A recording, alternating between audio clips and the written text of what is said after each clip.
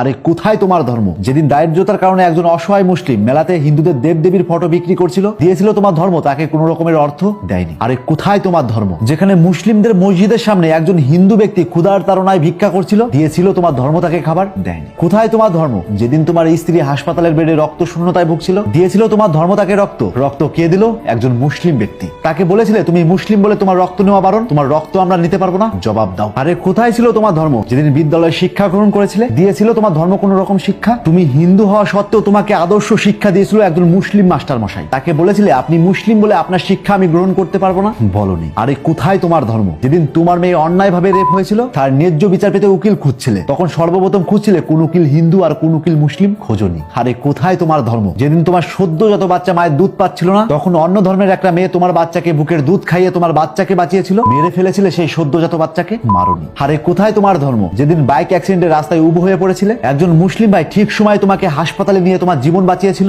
বলেছিলে তাকে তুমি অন্য ধর্মের মানুষ, তাই তোমার আমাকে বাঁচানোর কোনো অধিকার নেই, বলনি। আরে কোথায় তোমার ধর্ম? যেদিন তোমার বাবাকে একজন অন্যায়ভাবে গালাগালি করছিল আর একজন হিন্দু ভাই তার প্রতিবাদ করেছিল। আরে কোথায় তোমার ধর্ম থাকে? যখন কোনো প্লেনে উঠে অন্য দেশে যাও, তখন কি জিজ্ঞেস করো পাইলট হিন্দু নাকি মুসলিম? করো না। কেন বুঝতে চাইছো